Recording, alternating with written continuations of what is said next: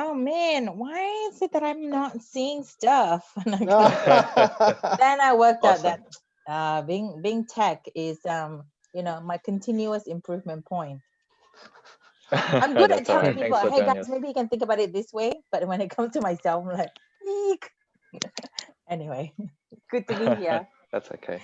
Awesome. Thanks, Kun. Not a problem. I was seeing the messages about the order of who is going first, second, third. I'm easy anyway. Yeah. Okay, cool. I think Samuel has be kind enough to be the first. So yeah, I'm the least experienced one, to be honest. Oh, but you're the bravest one, man. The first one's hard. Don't count yourself out. So maybe we can go with Samuel first, Kun second, and then Charlie third. Okay. Sounds good. Problem. Lucky last. No pressure. Please don't perform too well, otherwise I'll look bad. You'll be fine. So how does it normally go in the past, Steve? Well, this is the first online panel session we've ever held as part of the mentoring program. Because in the past, it's always live session. So it's a bit different. I think I suppose like all these things, like the piece that will be missing is the whole, like, the networking that you have after, the discussions. And I kind of wonder how other people have kind of done that to continue that networking piece virtually after a event. Yeah, exactly. I think I've seen very complex operational elements around Zoom private rooms. So they'll separate things and they'll do a rotation every like 15 minutes. It's pretty funky. It gets confusing. Like I've seen people try to drop out rooms and they try to, they've been in the same room twice and like everything you think of, it happens. So it's a bit hard, but it works when it does. I was actually tried something called Mural recently to do our online learning. So it's something that we would have done maybe like 30, 40 times across different groups. We did a national one where there was, I think, close to about 2,000 attendees into one online. Hey, Rui. I think it's 900, right? Like 900. It's less than 1,000. It's still crazy though. But think about how much saving in terms of like cost. Oh, but they said like the access fee is really expensive as well, like for one access, because we tried to do that on Tan Ho, but like when I got asked how much is per run, like if you want to get someone run that, and they said like per lessons is really expensive. So probably it's just because of the training they pay something. Yeah, wow. But speed is really slow. Like I don't know how you feel like when we put the post notes, it's like you can't drag it. Like everyone just looking at one paper. I think it's because it's hard. It's like you have like 900 people going in at the same time. So the fact that we could even do it was, to me, was like something that we would have never thought possible. But this whole situation have kind of make all of us think about what is possible. Yeah, because previously, like we used Jamboard. Like Jamboard is something similar to Mural, but like Jamboard. And I think Jamboard can use like the voice as well. Mural, you can't use voice. Yeah. Quite interesting. Yeah. Yay. I can see your visual vocabulary at the back of you. Guys, YouTube link is available now, so you can share it across to your friends or whoever is not part of the mentoring program, so they are more than welcome to join us. Thank you. I've seen it. I actually copied it from the Zoom. At the top left of Zoom, you can actually have a drop down and copy a streaming link, which is pretty cool. Yeah. Thanks for that. All good. Thanks, Vivian. You're welcome. So we are not sharing this link to the ACAA by the big group, but not the mentees and the mentor group as well? No. So the mentor-mentee will be shared with the Zoom link, but the outside of the mentor-mentee group will be shared with a YouTube.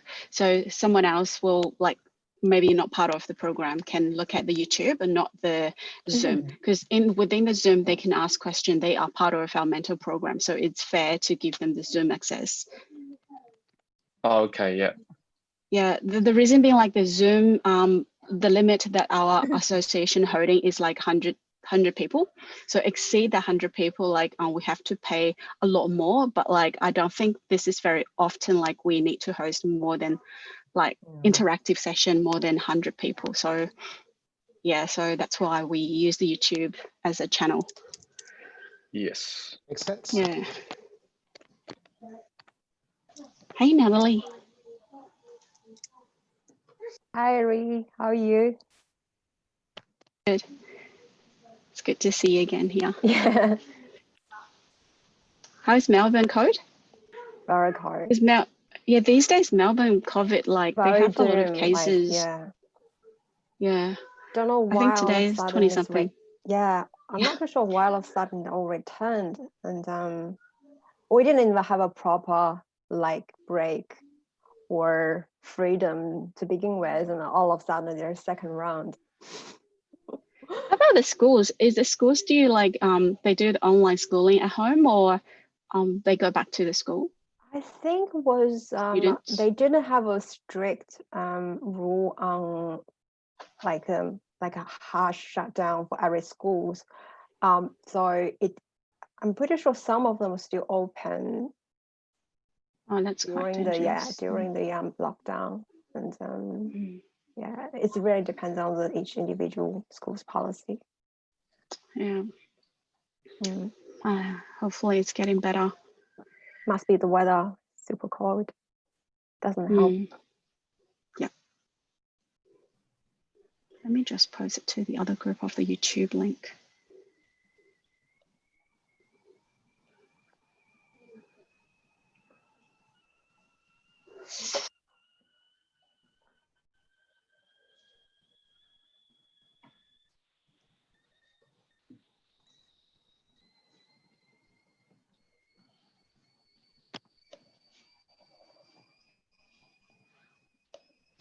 Stephen, you should play some music.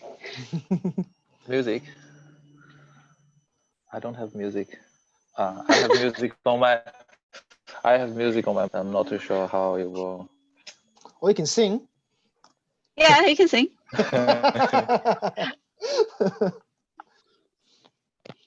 Live YouTube stream. Actually, I think the online mentoring program is quite good because I host like say with our mentees, like we have I think last time is like 1.5 hours or 2 hours, and everyone just sharing like, and they don't want to go and they just want to talking. Then I said, oh, if the bars are open, like I can just organize a drink night or something like that. But Natalie, you can't come because Natalie's in Melbourne, but the rest of the people can join us. Am I the only one in Brisbane? Yeah. Oh, bring along your phone, and then you can put it on. Yeah, it's called virtual drink or something. Kun, you You can join us. We can have a like the two groups By together. location. Yeah, by location. Hey, Quinn. Yeah. Quinn, how are you? Good. Hey. Hey, long time no see. Yeah. How long? For how long? Like Oh. how long you haven't seen each other? Well, it's funny because I always will run into him like in level 17 or the ground floor of the office. Oh. Yeah. You look like, great. Looks great. Looks younger. This is Looks my younger, son's. definitely. This is And my son's Mike room. looks older. Oh, okay.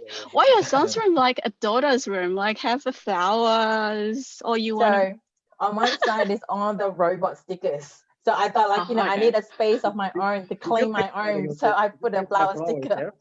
Oh, nice. Sorry, Mike. Did you paste the flower yourself? Because I know there's some, I saw that. Yeah. I wanted to buy, The flower stickers. Yeah, it's pretty good. You should get it. Yeah. Thanks for joining the panel today. I think initially that Catherine's idea. That's a really, is she joining us today? Yeah. No, she's not. Maybe she will attend the event, but probably she won't speak anything. Yeah, because originally, like Catherine mentioned to me, like we should do a kind of digital session transformation as well. And she said, I'm very keen to do it and blah, blah, blah. I said, yeah, we can do that. But I eventually like, something else, but it's good. We can do that. We can save that for later. Yeah. She, Catherine lives nearby. Like she's just literally about 1 kilometer away from me. So during the lockdown period. You live nearby Epping. Yeah, well, I live in I thought you lived nearby me. Just want to say hello to the other two panelists, Charlie and Samuel. Oh, hello. Good day, how are you? Yeah, thanks for spending time joining the AAC event. That's right, it's my pleasure. Have you all had dinner already? I haven't had dinner yet. Oh, you can have it now. Yeah, I will. I'm just waiting for the dumpling ready. Are you guys all in Sydney and Melbourne? Yes, we are based in Sydney. Yeah. So who is in Melbourne? I think, except for Samuel, everyone is from Sydney. Samuel, Natalie is it? Yeah, Natalie is from Melbourne. Samuel is yeah. in Brisbane, and we have other mentees and mentors based in other cities as well, but mainly Sydney. Yeah, I think most of them are from Sydney, based in Sydney. I think Sydney has the biggest population of accountant, maybe. And Chinese accountant as well. Yeah, Brisbane is a little bit smaller than Melbourne. Yeah, Melbourne should have a lot, but they're not as like active United. as us. Yeah. Yeah. So they're quite separate and apart.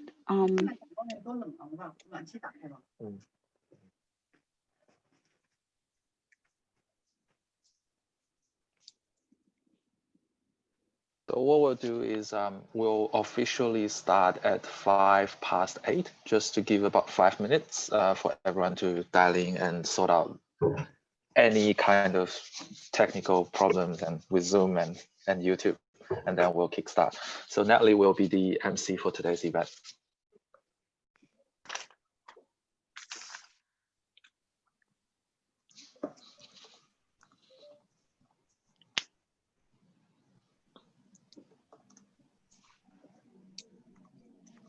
Can you guys see my screen as well? I'm doing screen share.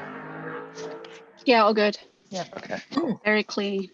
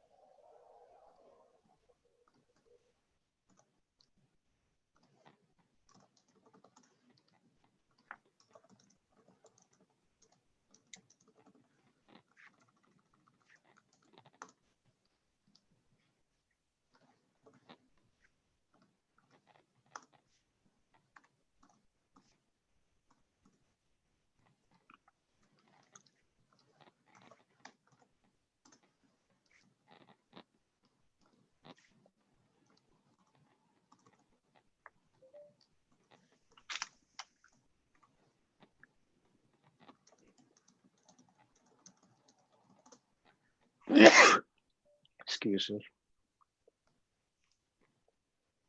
Yeah.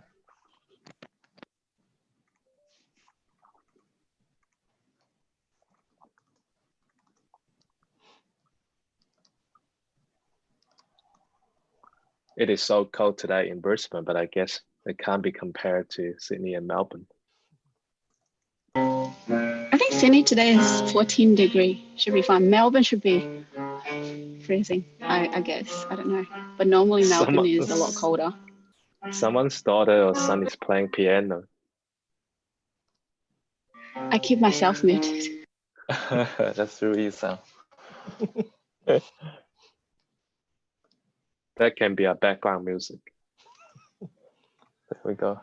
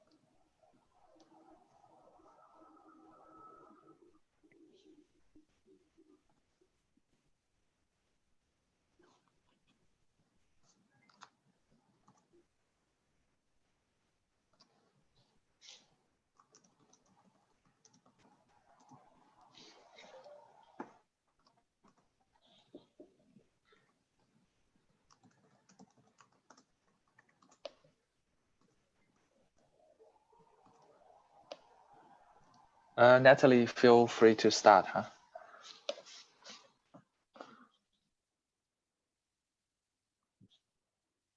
Okay, let's make a start. Good evening, everyone. Welcome.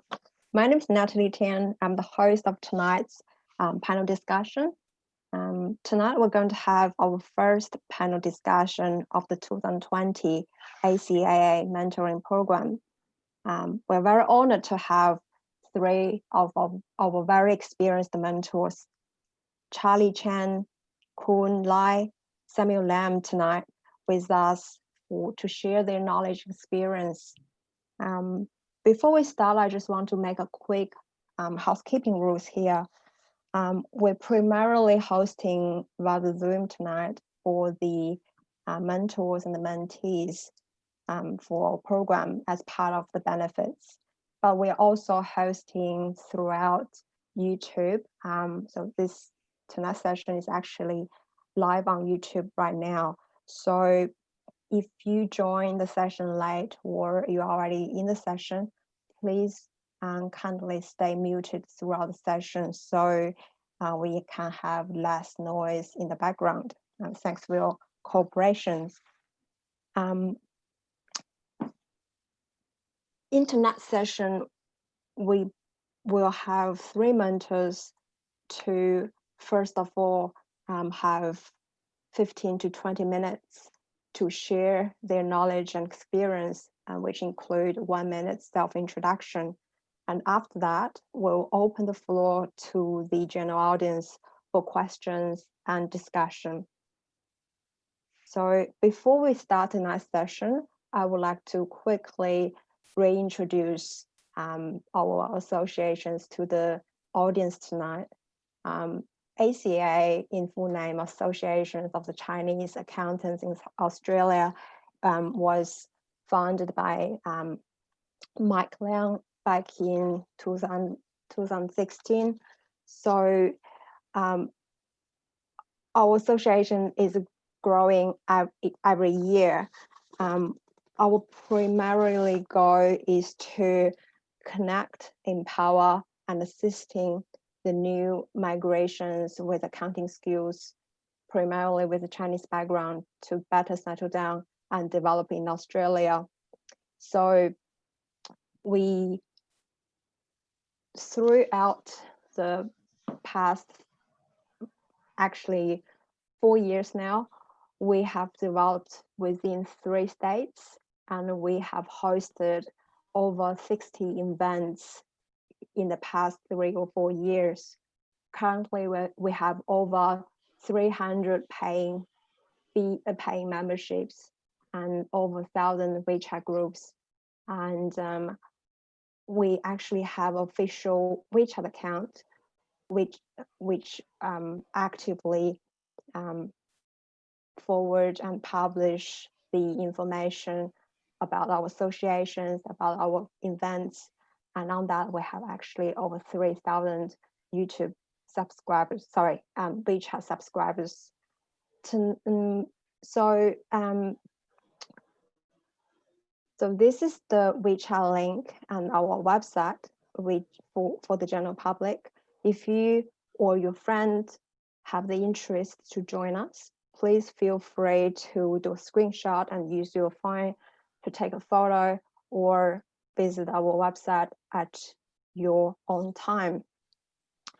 Okay, without further ado, I probably will hand the microphone to our first speaker tonight, Samuel Lam. So he is a supervisor from the Vincents. So welcome, Samuel, and please feel free to unmute yourself. I think I haven't muted myself. Can you hear me? Yep. Okay, oh good, that's good. Thanks. First of all, thanks Vivian for the introduction about ACAA. I think on the day of founding this ACAA, I was lucky to attend that event, and I saw a lot of Chinese accountants there, which is a great association to connect over us in different states as well. So let's just begin with my career. So just a quick introduction about myself. Apparently, you can see from the screen, my name is Samuel Lam. I am an insolvency accountant in a second-tier firm, in a second-tier accounting firm based in Brisbane. The firm has state office in New South Wales, in Victoria and Gold Coast. And I think they have a virtual office in South Australia, in Adelaide as well. So insolvency career has been quite eye-catching over the past maybe 5 or 6 years, when all of us and all the girls, if you like shopping and you see a lot of Australians retailers went down in business, a lot of international brands and giants brands close their stores in Australia, you start seeing some information and news and like public news about insolvency industry. My career path is very simple. When I finished my study at QUT, which is one of the university in Brisbane, I start applying accounting jobs. I don't know what exactly I want to do, but I only know I want to be an accountant, and apparently I only know accounting knowledge after completing my bachelor degree in accountancy. I can't do anything else but accounting. For the first 2 years after my graduation, I think I was like most of the other Chinese accountants. We tried to apply for a visa to stay. We tried to get into the accounting industry. We tried to make ourselves better, try to get a job land after our graduation.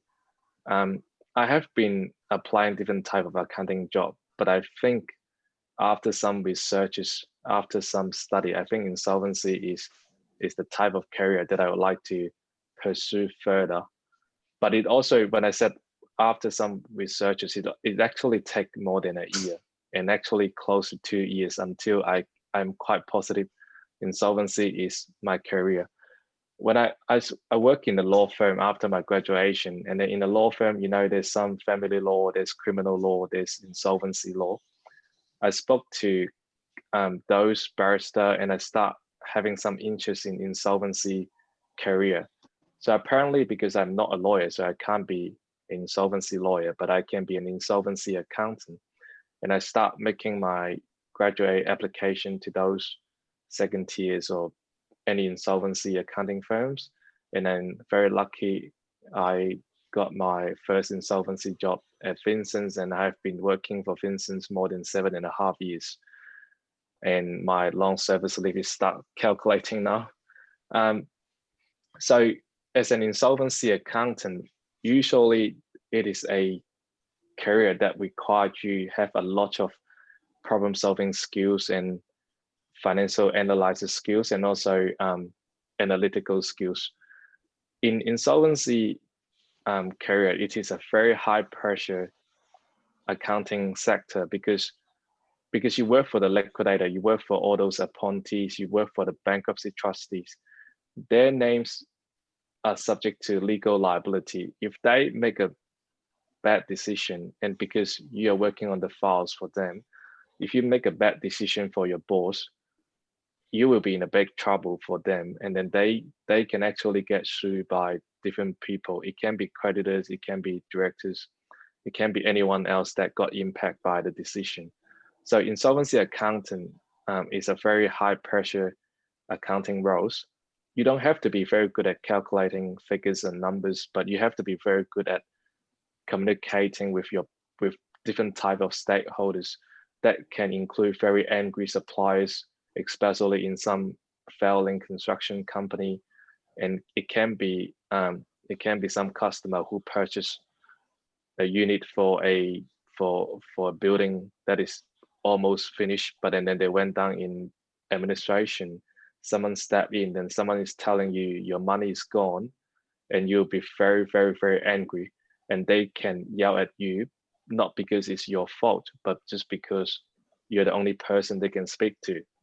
The directors has been disappeared, they can't talk to your boss, and then you're the first contact of point that they can speak with you. But speaking about some slightly negatives about insolvency industry. It's quite a very interesting accounting role as well. You get to know a lot of people in different industry. You get to know a lot of different business as well. Retailers and retails is one of them. You can see a lot of restaurants, they will be in trouble as well. And also it can be any industry. It can be a swimming or logistic company. It can be like a food court business. It can be any business that you can think of. Of course, the most sizable job will be those ASX listed companies, and that is really a huge job that can run for 10 or 15 years. And speaking about that, it just remind me about the Virgin Australia job. I think that that job will last for maybe 10 to 15 years. So imagine you're going to work on a job for 15 or 20 years. That's going to be your whole career, working on one single file. Also, there's some pros of being an insolvency accountant. You get to travel a lot, not travel a lot, but sometimes, let's say there's a business fail in New South Wales, and if you're based in Brisbane, you can travel to New South Wales and you can collect assets, you can preserve and secure assets. You can go to the failing business place and telling those employees, sorry, your employment ceased as at today's day because the company got wound up and I'm the insolvency accountant. I was sent by the insolvency practitioner to complete the business or to wound up the company affairs. So insolvency accountant have both pros and cons in it, like any other accounting careers. I reckon for the next 5 months to 10 months, if any of you are finishing your university degrees, and if you have some interest in the insolvency accounting sector, that is a good sector to start with as your first job, because in these economic circumstances, I reckon there will be a lot of insolvency firms, including those big four firms like Deloitte, PwC. They all got their insolvency branches and division in their companies. Especially in Sydney, there's a lot of Chinese insolvency accountant as well.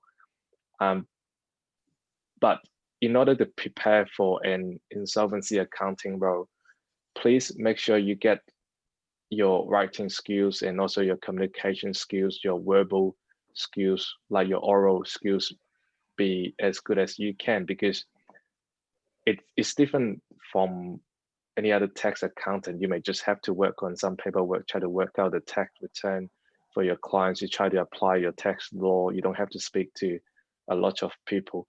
But for insolvency accountant, you will have to speak to any person that you can think of. You can speak, like I mentioned before, you can speak to some very angry suppliers and customer. You can also speak to those creditors. And if the company have some debtors, you're actually chasing up some other debtors to repay their debt to your company that you got appointed at that failing company. So communication skills, like writing skills, English skills is very, very, very important. I think working in Australia is very important if you can have a good command in English, but especially in insolvency area, which is very, very high demanding on your writing skills as well. Because anything you put into a letter is putting into your firm's letterhead, and also you're writing on behalf of the insolvency practitioner who is subject to legal liability. So if you put something wrong in writing, people can use that to sue you, or not sue you, but to sue your boss. And then that's why, and imagine those insolvency practitioners, they are running not just one job, they're running like 100,000 jobs per month or per year. So they can only rely on you to report to them and just keep feeding them some news. And if there's any legal issue, they will also have to seek their legal advice, and they have to talk to their lawyers as well.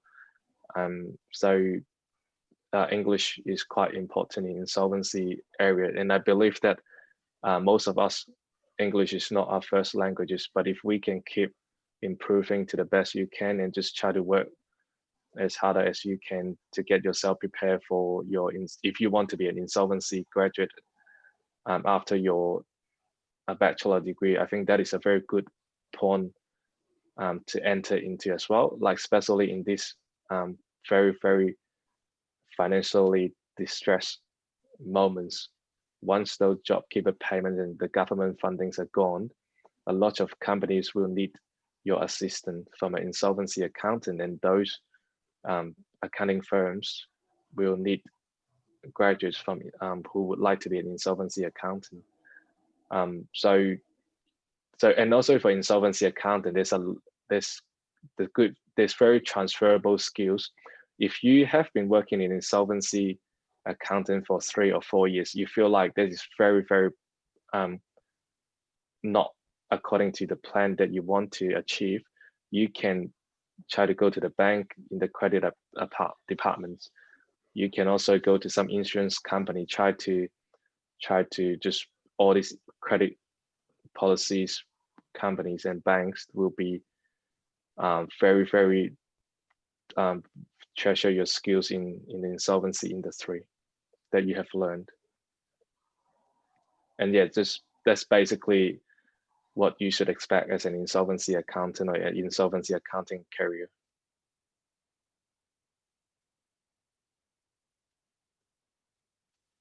Yeah. Thanks, Samuel, for a very good opening for tonight. Actually, my boss he used to be working in insolvency in EY. That was his first role, but I'm currently doing project accounting. So definitely there's lots of transferable skills between insolvency and other parts of accounting area in the industry. And I can certainly can tell some resemblance between you and him.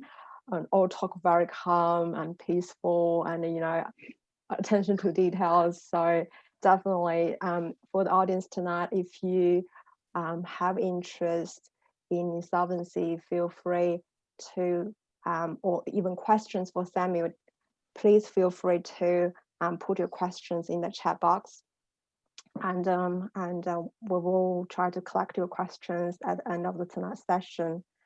Okay, so our next speaker is Kun. So I will hand over to her now. Thank you, Natalie. Just want to check that the video is clear for me. Yeah. Interestingly, Samuel, my first job was actually being an insolvency lawyer. So one of the things I had to do was actually to go to court. Hi, Kun. I think there's a bit of background noise at the moment, so I'm not too sure everyone else can hear you clearly. Yeah, I can't. I think that now it's better from Kun. Yeah. I'll mute myself.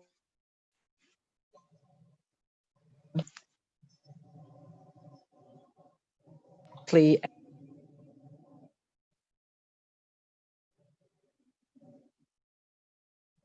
I think maybe still some connection issues there. How's that? Yeah, better. Is that better? Mm. Better? Is that better? Hello? Yeah. Is that better? Yeah, Okay. It's better now. Time to replace the headset. Okay, cool. I think it's better now. Thank you. So I was just saying that actually one of my first job was actually an insolvency lawyer. After I graduated from uni, almost on a daily basis, I'll be going off to court with my big yellow file. Those were the days. And I remember the most exciting part of it was actually when we have to, go and go into a place where we had to clear out, the person's place to collect all the evidence to prove, that he's an insolvent person.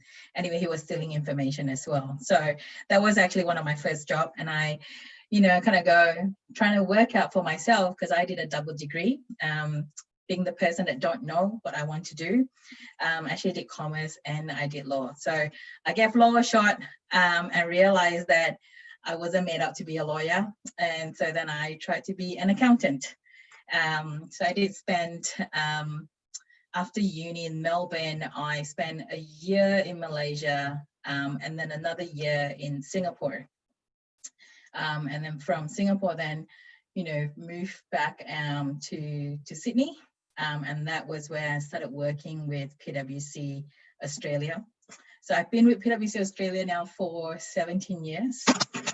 And in that 17 years, you know, I've kind of done a lot of different roles, and probably like many in PwC, started a role as an auditor.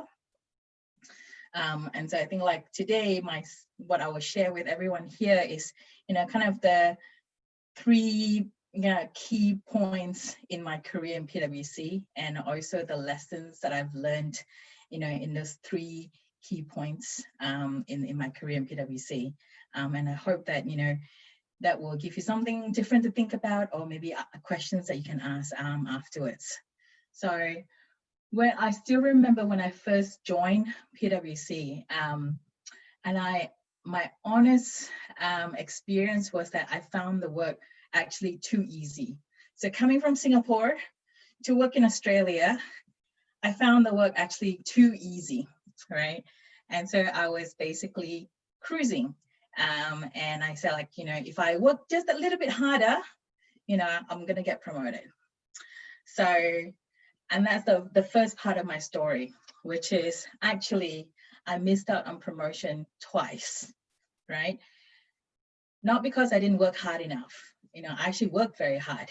You know, I did do a lot of the long hours, and you know, anything that they asked me to do, I never say no, I will go and do it, right?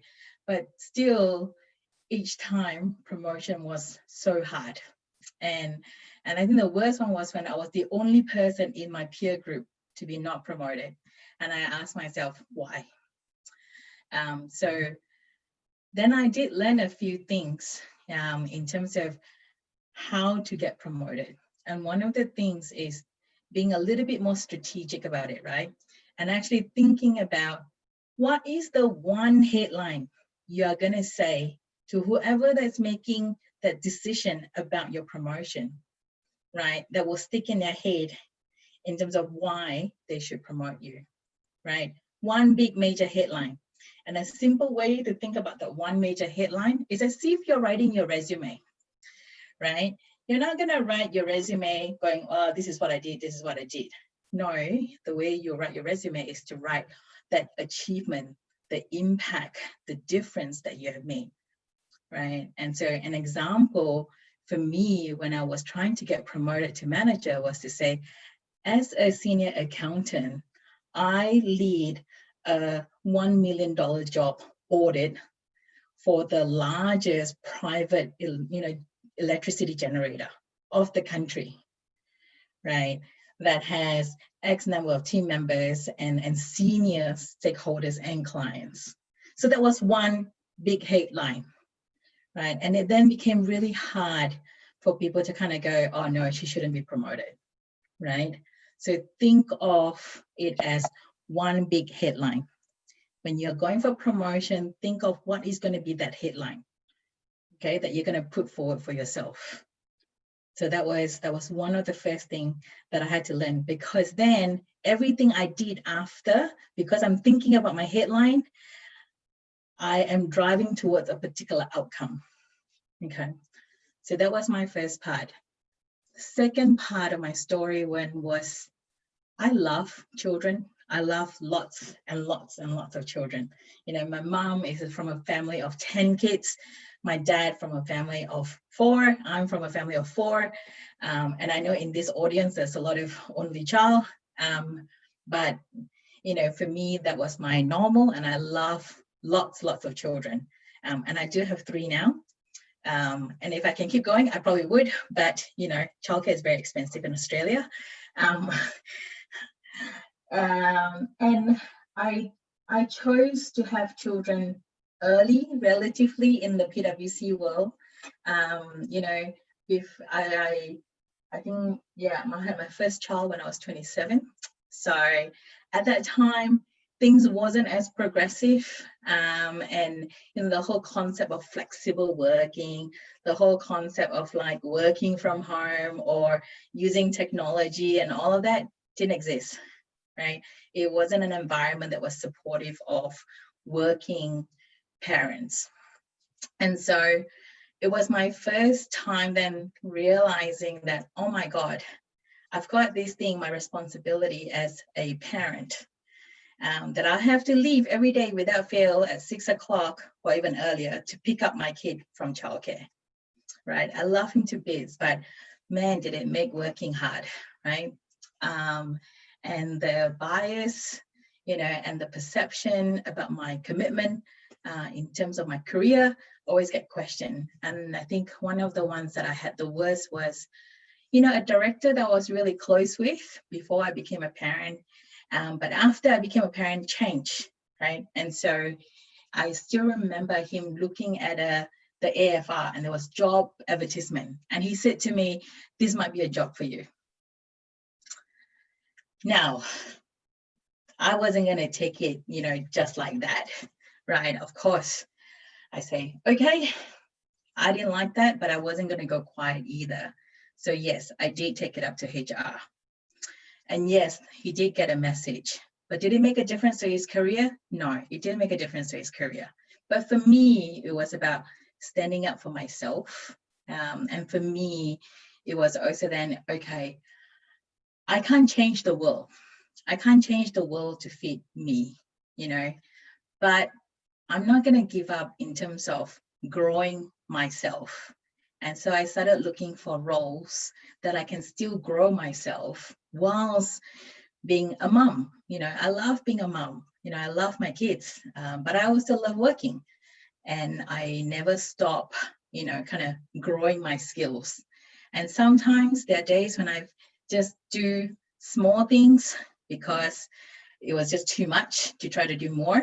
And especially when I kind of go, oh, I think I want to have a third kid now, But I never stop in terms of growing my skill and growing myself and picking up new experiences, right? Which I continue to go and find while still, keep that piece of me that is important to me. So that was my second lesson in my career, which is despite, challenges being a working parent, find a way to continue to invest in myself. Because one day, those skills will become the building blocks of what the future might be, the future role, right? And then the third piece was around living my parents' dream rather than my own dream. So some of you may know or feel or resonate with you. My parents' dream of success is that I'm a partner. Okay, that's my parents' dream. And for a long time, I believe that, to be successful, to be called successful is also to be a partner. And so I pursued a role where it will give me a clearer path to partnership.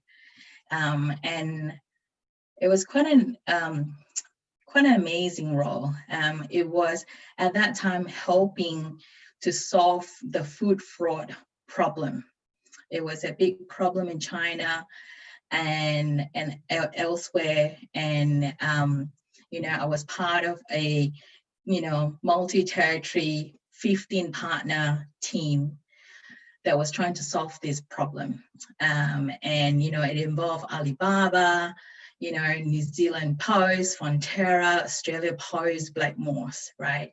And it was pulling together all of these parties together so that we can pilot out, using blockchain technology to solve the food fraud problem, right? Incredible experience, incredible to have a peep into the Alibaba world, into working through, the challenges they're facing and all the stakeholders that were involved, right?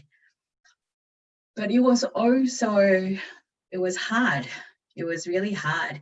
I remember the time when the MOU between all the parties were going to get signed in Canberra, because the Chinese premier was visiting Australia.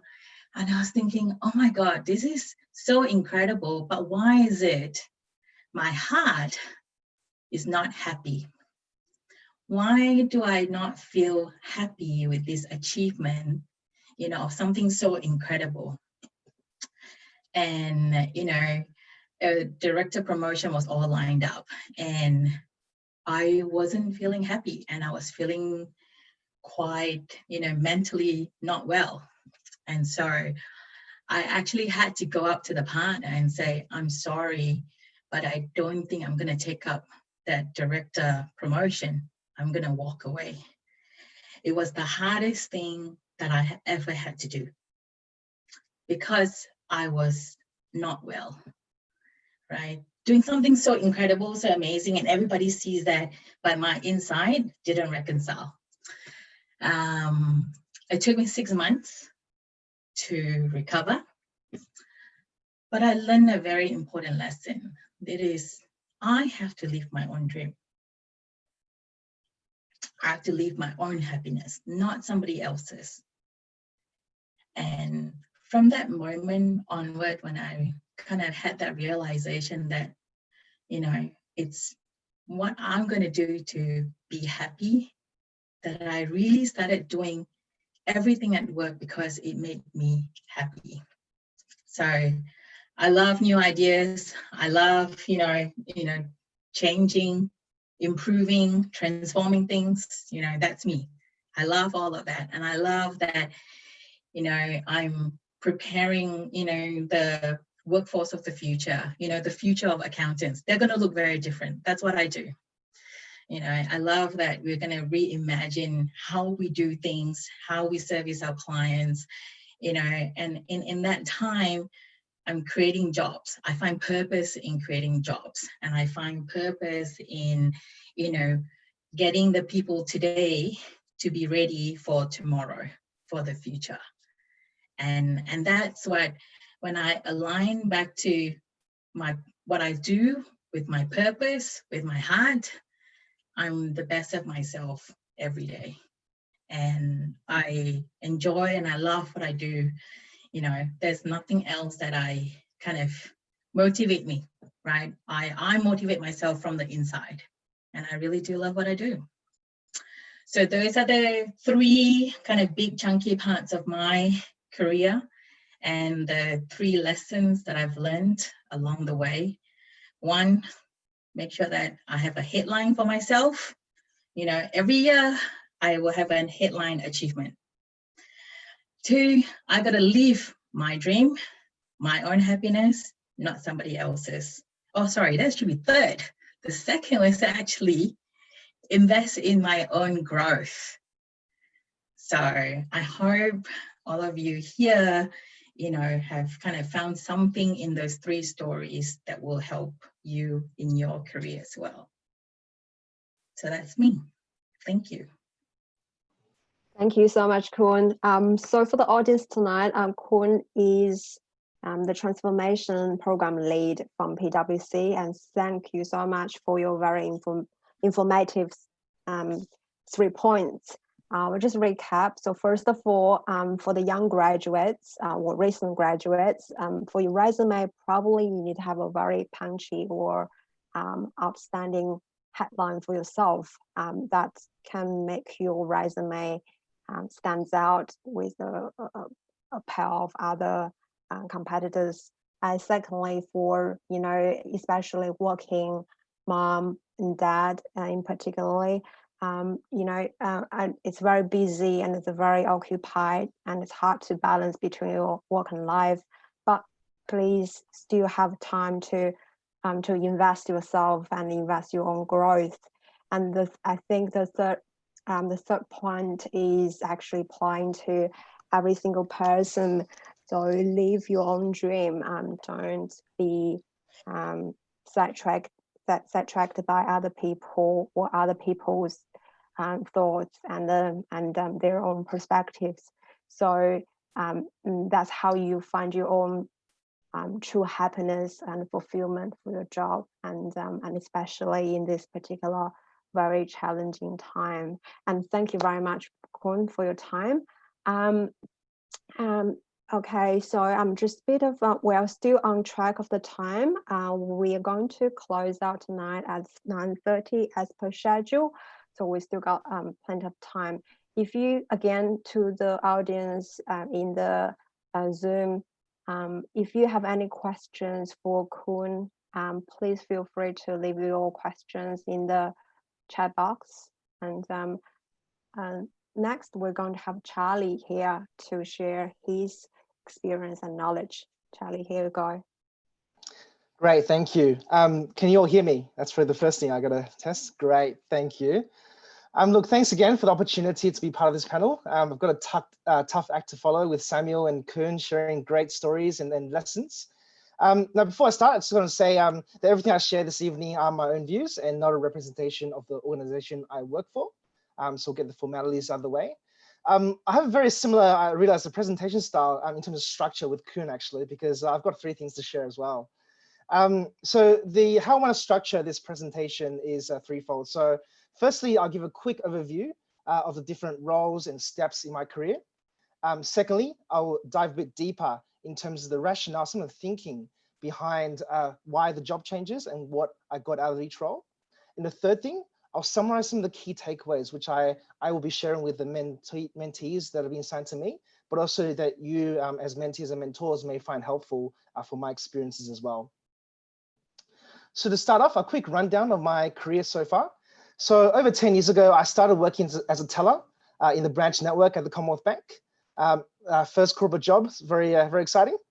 After 2.5 years in the branch network, I moved over to Comsec, which is the stockbroking or equities business of the Commonwealth Bank. Spent 18 months there, moved over to the corporate bank, serving the mid-market, larger size businesses of the organization. Spent 2 years there, moved over to the corporate banking strategy of the business, looking more of a strategic lens of how that business functions, how it runs, and how it makes money. Moved over to Victoria to be in the Asian business banking team. So as a state manager there, where we serve the local Asian businesses, as well as facilitate inbound investments from Asia. From there, I actually resigned from the Commonwealth Bank and moved to Beijing for an MBA at the Chung Kong Graduate School of Business. And for those that Chinese understand, it's the Tanjiang Sanshuyuan. And now I graduated last year, and I have returned to Sydney to commence my current role as Chief Commercial Officer. So that's a quick rundown, but as you can see from that quick summary of my career overview, I'm not an accountant by background, so my presentation will be slightly different in terms of the angle. I'll share a bit more in terms of the rationale with how I made career decisions, and maybe some of the elements that you can apply to your role. I can appreciate a lot of the accounting firms, a lot of the hierarchy in terms of promotions are slightly more linear when you focus on a particular function. For me, my career path has been much more volatile, and I've made the most of the opportunity. So that's the first point, my career overview. So I'll go through a bit more of a detailed understanding of why I made some of those changes in my career. And some of them can be actually quite simple, from I just didn't like my job, all the way to something a bit more strategic, which you will find later on in my career, or hopefully more strategic decisions. So I'll go through that. So firstly, how did I land myself at the Commonwealth Bank in the first place?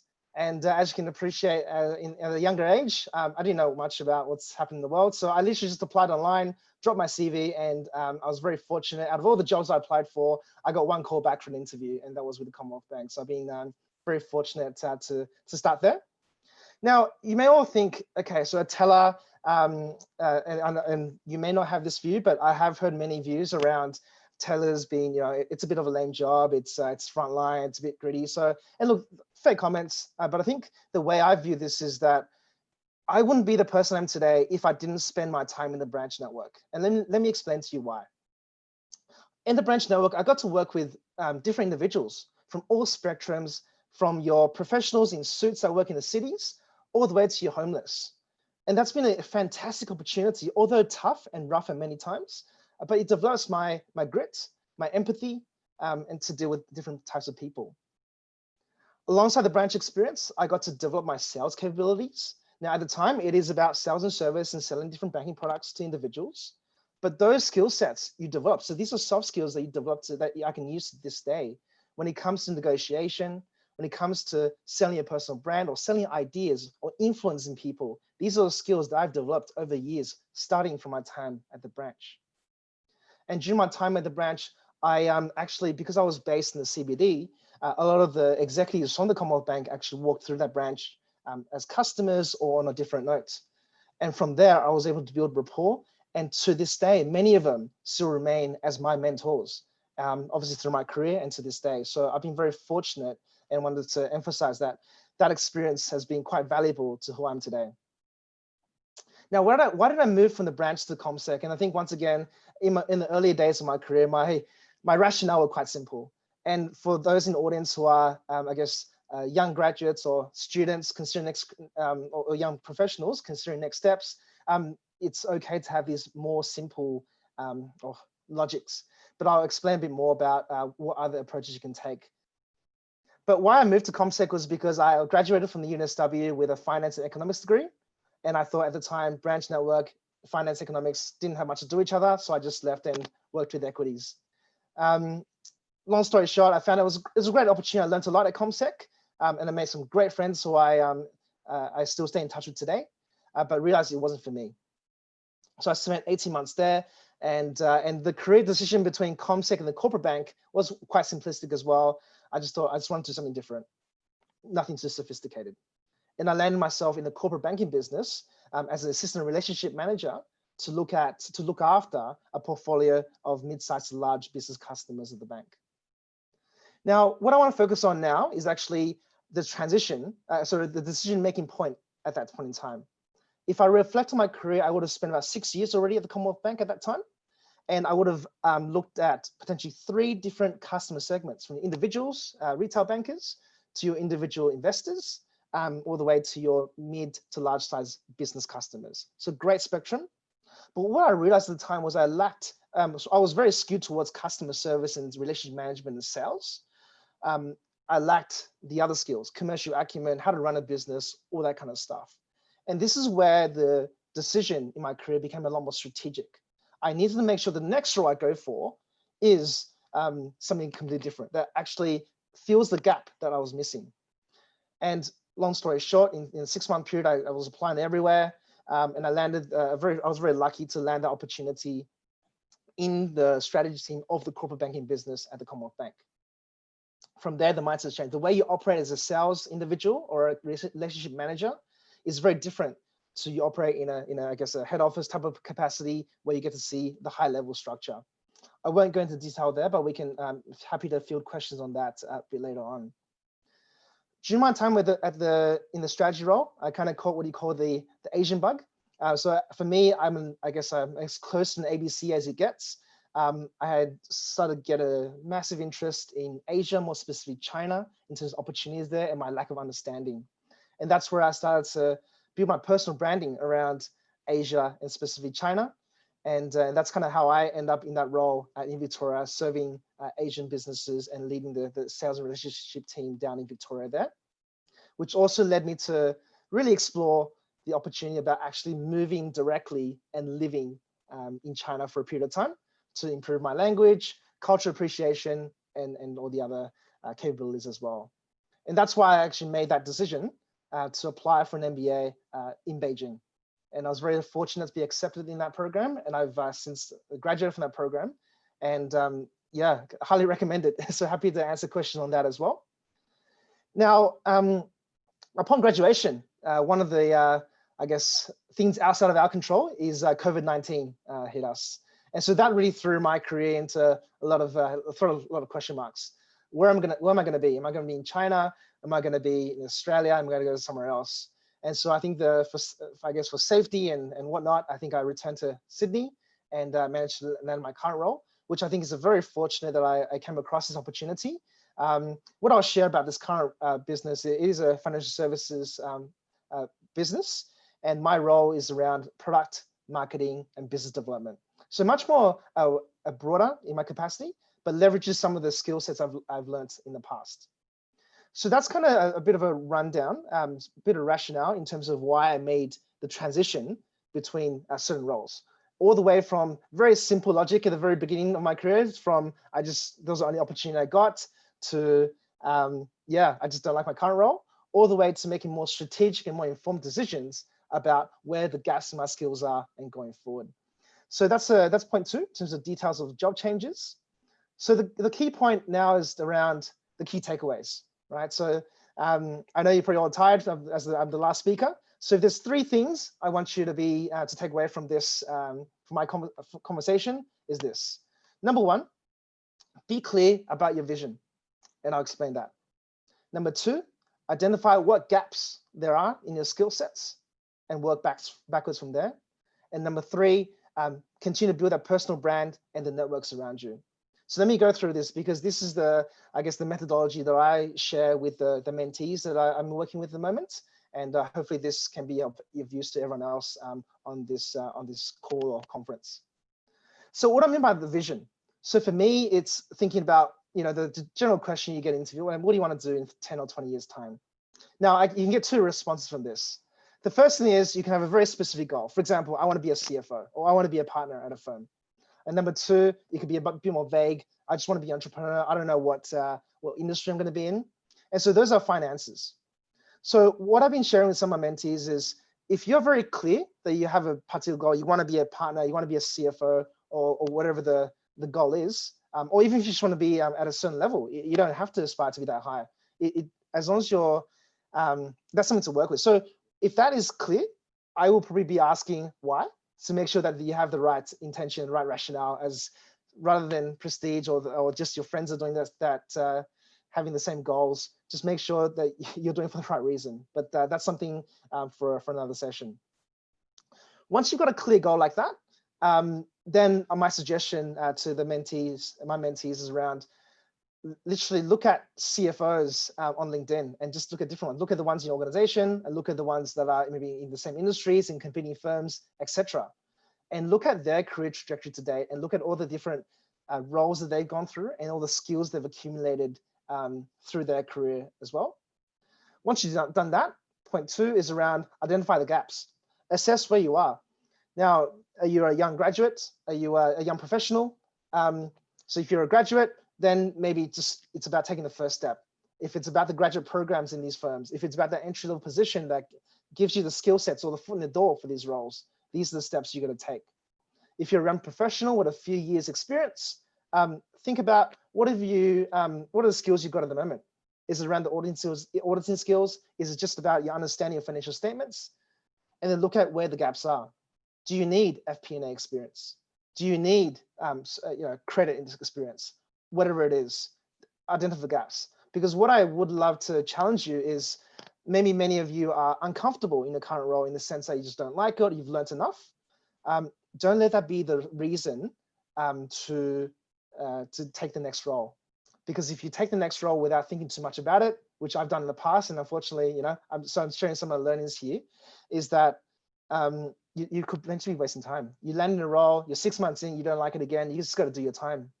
So it's better that you leverage the time you've done in your current role, understand and learn as much from it as possible, and then your next role should be a lot more strategic in an ideal position. So that's in a scenario where you're very clear in terms of where you want to be, your CFO, the partner level, or whatever level you want to go for. Now, the other scenario I want to work with is around if you're not as clear on what the long-term goal is, but still have one. If you want to be an entrepreneur, or for me, I can be very general and say, I want to be a people and business leader. Now, very generic, and that's okay, because I think for many of us, as I see in the audience, I'm still quite young, so you've got hopefully a long career ahead of you, so there's still some time. So it's okay to have not a clear career vision or goal for yourself. But let's say for me, so if I want to be a people and business leader, a very generic thing, I do ask the question why. So for example, if I dig deeper and understand myself in terms of why that I aspire to be like that, the first thing is around, in a personal context, I'm with my friends and we're talking new business ideas and new business models and startups around the world. I get excited. I could be really tired, 5 minutes before, and as soon as the conversation starts, I light up. And so that's kind of the genuine interest I have in businesses and running businesses. I'm also very passionate about developing people. And so in a leadership position, whether it be in a large organization or a startup, these two elements are there. And so if I dig into myself and understand why I want this vision, I can articulate why that's the case. So that's the vision for me. And so if I work backwards from there, you'll see that I made that strategic conscious decision when I transitioned from the frontline relationship management type of roles to a back office strategy kind of role, and then to a people leadership type of role. So these are very strategic decisions because I identified the gaps in my professional development at the time, which is I didn't have the commercial acumen strategic experience. I didn't have the people leadership experience, and I needed that. And so this is how the vision, or my personal vision for my career, has shaped the different steps I've taken along the way. So just to summarize, that was number one, the vision, and number two, identify the gaps and work backwards. Now, number three is around build a personal brand and networks. Now, this is something that's going to be ongoing. I do this this day as well. And for everyone on the Zoom call, you've been very proactive to be a part of this mentoring program. So that's a great start as well. So for me, it's personal branding online and offline. Offline is how you present yourself, in a networking context to the people around your firm. And I think what I liked about Koen's presentation is that one-liner. I think that's so I think maybe my approach might be slightly different, but I think the concept is the same. When I think about personal branding, I really challenge the people I speak with is, what are the three things or three themes or words you want people to associate you with when they think of you? Now, you got to tell that to yourself. For me, it's around fintech, it's around Australia, China, and it's around leadership, cultural diversity in leadership. So when those three things are thought of, I like people to think about me, which means when I communicate to people offline, when I communicate to people on LinkedIn and on any other online channel, those are the three key things I look at. So I've delivered a lot of content and I wish I could speak for a bit longer, but conscious of time, I'm going to leave it there. So just to summarize, if there's three things I want you to take away, it's number one, work out what the vision is for you from a professional standpoint. And number two, work backwards. What are the gaps between where you are now and the vision you aspire to? And number three, in the meantime, continue to build a personal and professional brand and networks as you progress through your career. So that's all for me for the time being. Thank you for your time, and I look forward to the questions.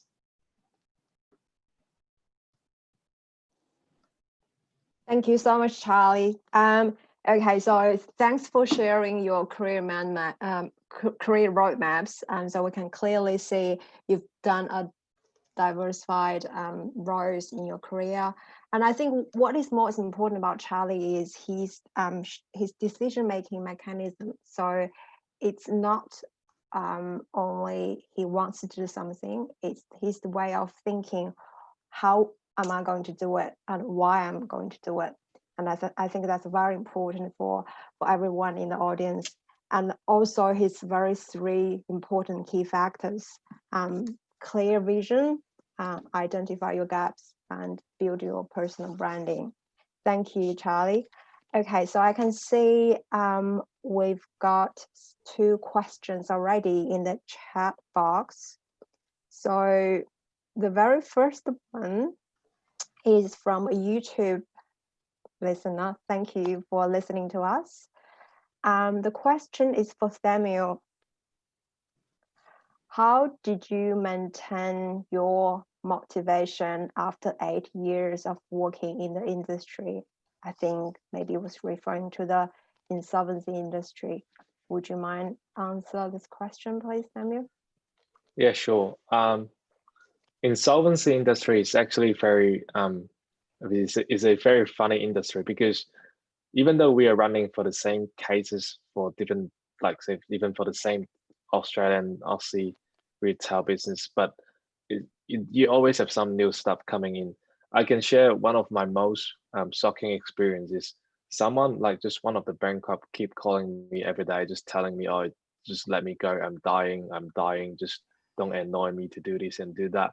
There's one thing, and then some criminals who try to hide some boxes of gold or some boxes of cashes in their toilet, in their real property. and which we try to seize those property from them as well. And also one funniest thing is I just try to share my funny story that I have worked in my career. I think there was a banker who is a twin, so I put a PACE alert on their passport. So a PACE alert just means if they want to go out Australia, the Australian Federal Police will call me. They will just notify me this person is trying to escape from Australia. What do you want me to do? Do you want me to lock him up? Do you want me to let him go, etc., etc.? And then one night, I think around 2 o'clock, my mobile got bust, and then I was checking the number. It's and then I just answered the call. It freaked me out. It said, "Oh, I'm just calling from the Federal Police." I said, "What's wrong? What I've done wrong?" And then they said, "One of your bankers is trying to escape Australia. Are you happy for him to go or not?" And apparently, I'm not letting him to go. But the very next day, it found out it's actually his twin brothers. So it's not the real person, but they just share the same first name and last name, but they just have a different middle name, but they also look identical to each other because they're twin brothers. I think what I try to mention, the motivation is each person is unique. If we remember what Kun and Charlie said, basically you just try to know what you want to do.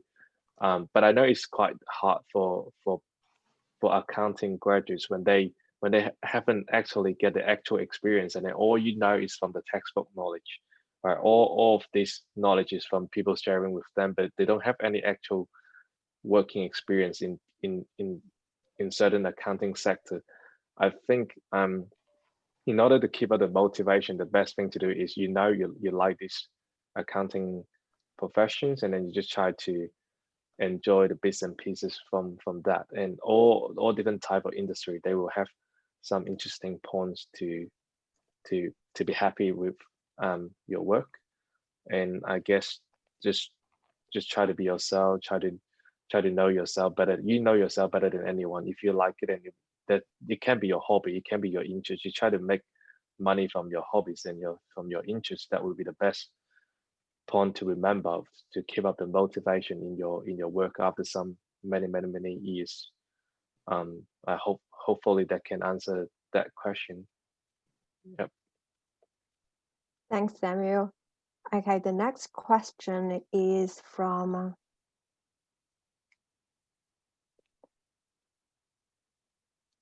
Zhao Wei Tong from the Zoom chat box. So the question is for 3 speakers tonight. If need to choose between doing the right things and doing the things that make you happy, what would you do? So basically, what's your decision-making mechanism here for picking doing the right thing and doing things that make you happy? Anyone? I'm happy to, sorry. Oh, sorry, Kun. I just have 10, I like this question, but I only have 10 seconds for my answer, and then I'll pass it on to Charlie and Kun. I was told the best decision you make is always whatever the decision you made from last year or last Monday or even just the second ago is the best decision. It's always the best decision you make. There's no right or wrong decision. It's just the best decision that may suit your best personal circumstances. Don't it's okay to ask other people's opinion on the decision you want to make, but it is your own decision. If I remember Kun mentioned something in her speech, say she walked out from the promotion to be a partner or director. This kind of decision, maybe there's a lot of people would tell her you're so stupid, you should not make such decision. But I reckon, like I said, whatever the decision you made before is the best decision. Let bygones be bygones. There's no way looking back. It's all good. I like this question. That's why I'm trying to jump on, start answering this question. But that's it. That's all my answer. I will leave it to, and sorry to take up the time, but I leave it to Kun and Charlie to answer that and to add up on my answers. Thank you, Samuel. For me, doing the right thing is the thing that makes me happy. So no matter how difficult or how challenging. And I've had in my career always in that point of doing the right thing, you know, whether doing the right thing for myself, doing the right thing for the team, doing the right thing by the business, doing the right thing by the client. I'm guided by always doing the right thing. And if I'm doing the right thing, and even if it is very difficult, it's very complex, it's very challenging, and I get judged for, I will still do the right thing, because that's the thing that makes me happy. So, and I live by that every day, right? And so there's no misalignment between the doing the right thing and the happiness piece. Maybe that's the auditor answer, right? Integrity. Charlie. Yeah, I'll have a crack at it as well. Look, I mean, great question. And look, I guess it's a quite high level question. So I'm going to try to read behind some of the question there. But if you want to clarify the specifics, happy to address that as well. The first thing I'll do is I want to echo what Samuel and Kuhn have articulated. So the first thing, look, the decisions you made in the past, especially, no regrets, because you've done them. You embrace them, you learn from them, whether you consider them mistakes or I can call them learnings, and then you move forward from them. So that's really the first thing. And similar to Kuhn, I think in terms of aligning values, so for me, yeah, integrity, absolutely. The right thing is what should be, is what drives me as a person. But maybe I'll add another lens I might add to the question if I'm trying to second guess some of the question behind the question here is around, you know, I guess I'm thinking, so I think the comments before around more professional context, I read this as maybe more of a personal context as well. So I'm thinking in the context where you have to make a decision in terms of your next role or something in terms of which, so for example, if you want to invest a year or more to do some further education full-time, which obviously which will make you happy, but that's expense of cash flow, which may not necessarily be the right thing by your family. Right. So, and that's kind of, if that's the question, and if it isn't, then I'm sorry, I'm answering a very different question, but that's something that I want, it's not an easy answer, right? Because you got to do by, in that case, what's right. And look, ideally, if it is that scenario, the happiness, the right thing by your family is what brings happiness as well. So look, it's going to be a very short answer to a very complex problem. But what I want to do is acknowledge that this question potentially could allude to that kind of scenario, where you need to balance professional and personal in the concept of right and wrong. In that case, it's a much more complex answer. There's a lot more variables to kind of take into consideration. But in that context, for me personally, I guess what makes my family happy and doing the right thing by my family is what drives me as well.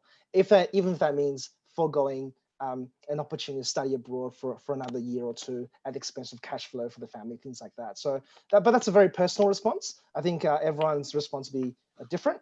But you do what's right for you. But happy to elaborate if there's more to that question. Okay, thanks, Charlie. So next question is from Lisa, also from the Zoom chat box. Question to Kuhn. Which stage of the career is the best time to have a baby to ensure the benefit or maximize the benefit of the job security? And being a successful working mom, how do you balance being a mom and a successful leader in your company? Thank you, Lisa, and for that question. Before I answer Lisa's question, I hope that this group has also picked up the way, you know, the speakers have kind of spoke and the kind of framework that we've been using, which is, you know, the power of three, right? So picked up the power three. 1, too short. 5, too long. 3, just nice. So that's the, I suppose, Australian way of, you know, kind of making an impact in terms of the message that you're trying to deliver. So always think in the power of 3. So now applying the power of 3 to Lisa's question, the headline is, there is no best time in terms of when to have a baby. It is a very personal decision, and it's a very, you know, unique to everyone's individual circumstances, right? Just that for me, you know, as early as possible and as quickly as possible was the right thing for me. And then everything else, I will work around that, right? But for some people, that's not for them. And it's not the right time for them or with the right person. So there is no best time. At the same time, you can make a choice of when you think is the right time, but there are other powers beyond us sometimes that will, you know, change that plan. So there is no best time. It's unique to individual circumstances. The second question that you have is, how do I find that balance as a working parent as well as a leader? I would say 3 things. 1, coach my husband to be my equal partner in every way, right? And when I say coach, I really mean coach. Help, enable, empower my husband to be a full-fledged, equal partner to me in every sense, right? Believe that he can do it just as well, whether at work or as a father or as a husband, just as I will be open to be coached by him to be the best mom, to be the best, leader, and the best wife possible for the both of us. So coach my husband, coach each other. Second, coach my children. So from the moment they were born, I coached them. I coached them to be independent. I coached them to be a problem solver. I coached them to be resilient, and from a very young age, they have always done things for themselves, right? So I only got 24 hours in a day. And if I can coach my children to do things on their own, the upfront coaching is worthwhile investment, right? And so I have not done housework for the last 2 years. I don't have a cleaner, right? My 3 children, and I'll share their age, 11, 9, and 5, right, work together to contribute to the household. So coach the children. Believe that they can do it too, right? And yes, as part of that, there are going to be mistakes, broken bowls, dirty floors. They will make mistakes, but that's okay. They will learn from the experience. So coach the children. 3, build a team around you. Coach your team, right? When Charlie was saying about being a people leader, it is very true. You need to learn to coach and build your team around you. Be generous with that, be caring about their development, about their growth, right? Because the more that they're capable of doing, it helps you as a leader as well, right? And don't feel that, if I coach them and I build them to be so good, they will leave. And when they leave, my investment has gone out with them. That's very narrow-minded, that's very shallow, because relationship is a long-term thing, right? And so I coach my team, and I built a very trusted relationship with my team. And they have moved on to other things, and I'm very happy for them. But equally, there are others who has come back and say, we want to be part of your team. So 3, coach your husband, your partner in life, coach your children, coach your team. And always know that it's not all on you, one individual, one person, right? It's a whole team. So I take that mindset on coaching. Okay, beautiful. Thanks, Kuan. I'm just a bit conscious of time. There are more questions popping up than we expected, and I have to give the last 5 minutes back to Stephen to introduce the bonus of tonight's event. I have to quickly pick some of the questions from the chat group. So the next question from Ifan, as a young graduate, what do the mentors suggest for young graduates to choose industry that they should work in if they are already excited about so many things, so many other things?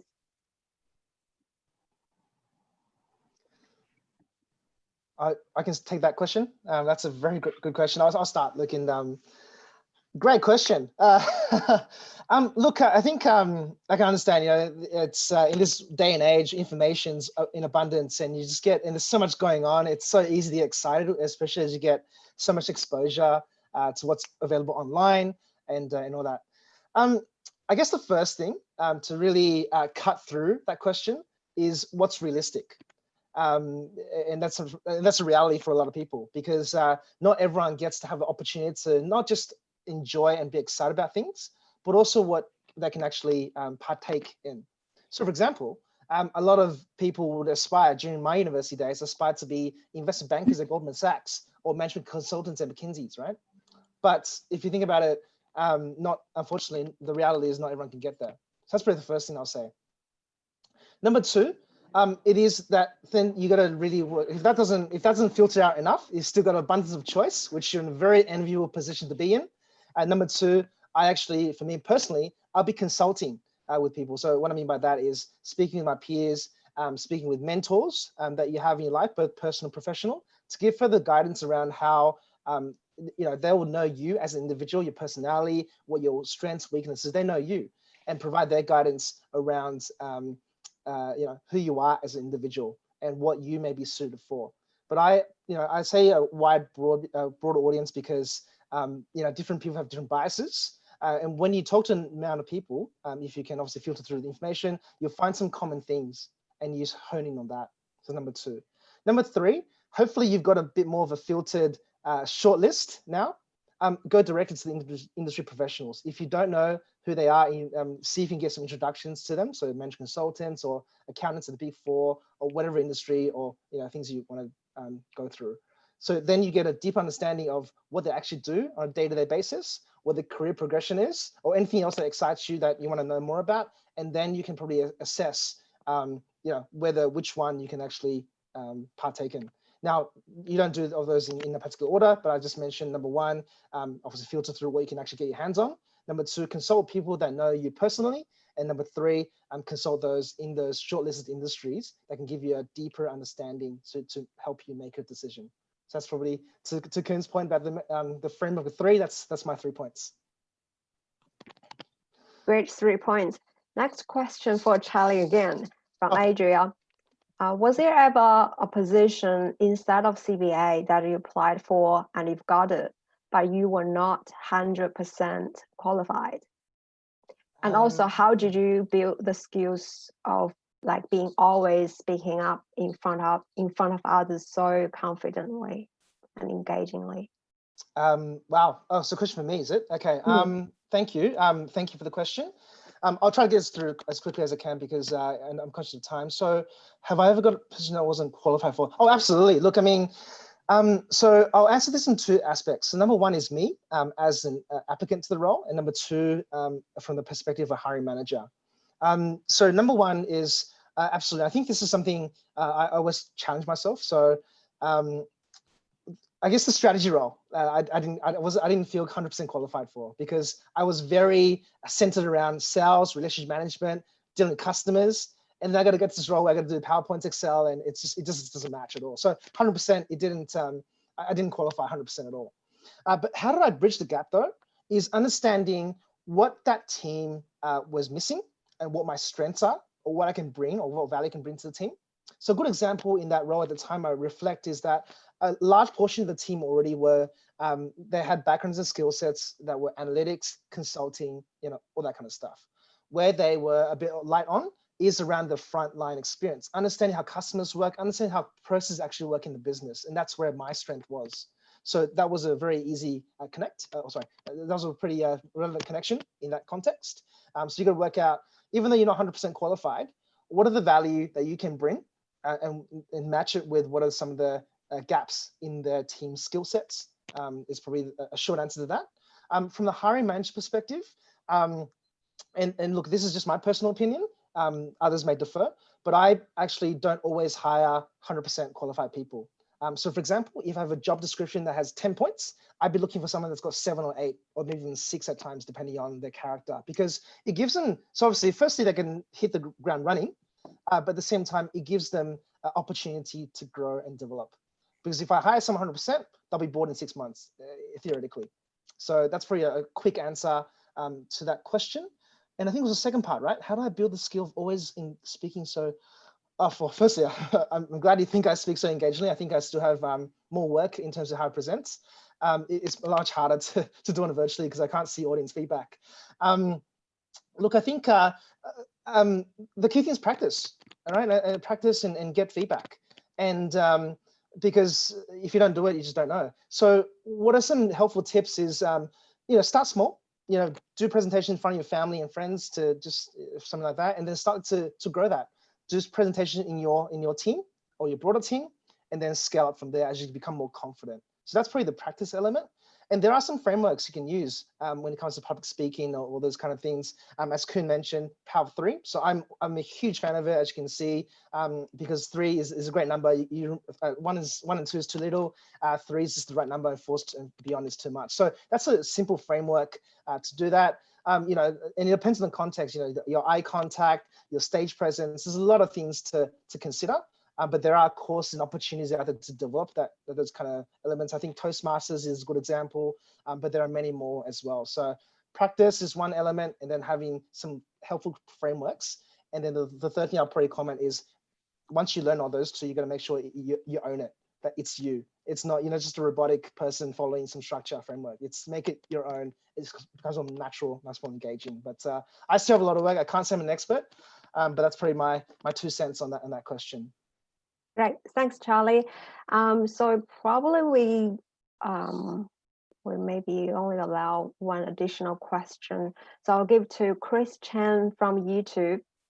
For 3 mentors, what are the most important skills for the current accounting professionals? Data analytical skills, AASB interpretation, technology savvy, or anything else? Maybe I'll take that as part of my role in transformation. So I think there were some questions around what do I do as well in transformation. So my role in transformation is looking at how we would deliver audit services and other professional services differently in the future. And that would involve deconstructing current state of how we do things, working out how do we do them in a more optimized way, how do we do them in a more digital way, and how do we do them in a much more commercial way. So 3 aspects to that, right? And so when I look into what are the or auditors of the future or accountants of the future, we do see like 2 very core skills. One, it is the digital skill. That will be as ubiquitous as eating, right? That will be normal, right? And so your digital skills, you got to get that up to speed, up to par, if not more. So definitely invest in that and find your purpose in learning those digital skills. So that's one piece. The other piece is actually the people skill. The more things get automated, the more things get digitized, the more things get, kind of bombarded with technology, the more important your people skills are going to be, right? That's what's going to set you apart from the robot. And so the human connectivity and the human design around, how we live, that don't be disconnected from that. That's what makes us unique. So there is that digital skill and there is the people skill. And underlying that is actually your problem solving skill, your aptitude to learn, right? And your ability to collaborate. So these are the kind of 3 things that will underpin these 2 core skills. So if you can, those are the things that will take time to learn and invest in that, in the learning. And the best way to learn that is to learn with other people. Right? It's a lot more fun to learn with other people. So we are very fortunate. We have people like Rui in PwC, whose role is to digitally upskill the whole, practice, right? And she inspires us every day with her digital capability. But also the way that she does it, she combines her people skill to her digital skill, right? And that's why she's such an inspirational leader for us in PwC. So think of it that way, right? And we are going to have more and more of people with those two core skills, so that we are ready for the future. Everybody's ready for the future. Thank you, Rui. Thanks, Kun. Okay, I'm just a bit conscious of time. Actually, we still have a lot of questions haven't been answered. So, for the people who are watching YouTube at the moment, please feel free to visit our website and add us on WeChat. So we have different WeChat groups. So you can probably can pass on your questions over there. So I have to pass the floor to Steve now. Thanks, Natalie. Thank you so much for all the panel speakers today. I think everyone has learned a lot from their experiences and from their sharing. So let me just use the last 5 minutes to basically announce or promote one of the initiatives that we literally launched last night. So as everyone understands, at this point of time, it's a very challenging time because of the COVID-19 pandemic. And what we've seen in Australia is more some sort of post-pandemic reality, which is a lot of the companies has been freezing in terms of their headcount. They're making people redundant. So in the job market, we're seeing a lot of challenges from both the recruiters as well as the individual or graduates who are trying to get a job. So what we're trying to do at ACAA is we've actually launched this great platform. I actually don't know how we should call it in English, but essentially we are an actual platform that helps connect the job opportunity with the potential job seeker. So as you can see from my screen share, we have two barcodes. So literally it basically opens up to every single person. If in your company you have a job opportunity, whether it's accounting related or even if it's not, you're more than welcome to scan the barcode on the left hand side and register the basic information about that job opportunity. So once the job opportunity has been registered in that form, it will be shared and passed along to all the members in ACA community. And also on the right hand side, you can see another barcode which will be applicable to any individual or professional who's seeking for a job, whether it's accounting related or whether it's not. Even if it's not, it's completely fine. You're more than welcome to register your interest there. So essentially at this very challenging time, we're really hoping everyone can help each other and help promote job opportunities around you, and making sure that we to collectively strive as a community here in Australia. So basically, it's a very simple form, should take you just about a minute or two to complete. So I'm just going to hang on this screen so that you can take a screenshot, or you can actually scan the barcode.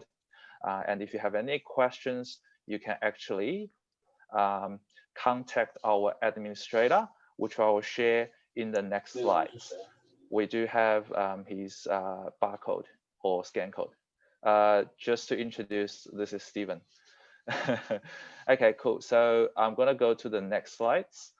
So this is the WeChat contact ID for our administrator. So if you want to join our ACAA WeChat group, or if you have any question about this platform or about the community that I've shared just now, feel free to add the administrator on WeChat and post your question there. So the administrator can actually help you can actually add you to the WeChat group and can also answer any questions in terms of the platform I just shared previously. So I think that's it from me. Thanks again. I think time is up. I know that there are a lot of questions that hasn't been answered yet. So what we'll do is we'll collect those questions. Maybe we'll send it across to all the mentors, not necessarily only our panel mentors here. We're going to send it to our mentor groups and see anyone who can share their views towards these questions. That will be great. So what we'll do in our committee is that we'll summarize the answers that we collated, and then we'll pass it along to everyone so that every answer can be answered to the best extent. All right, thank you so much for your time. Back to you, Natalie.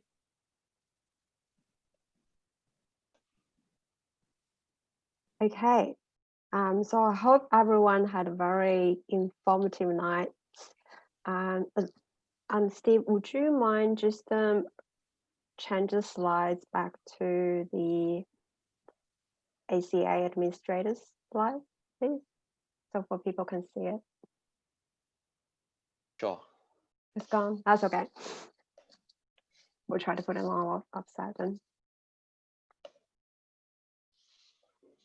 Beautiful, thank you.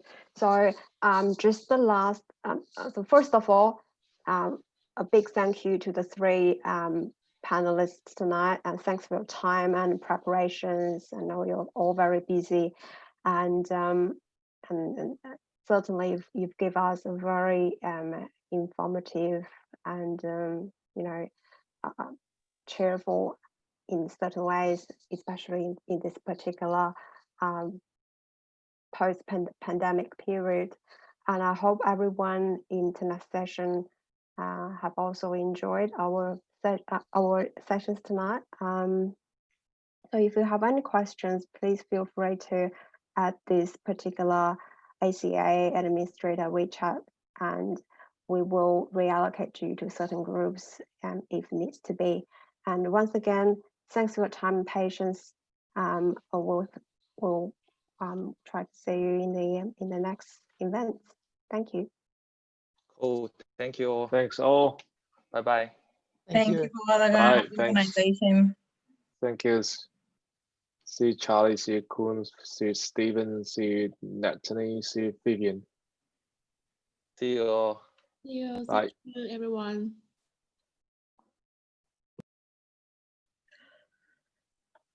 Oh, hold on a minute.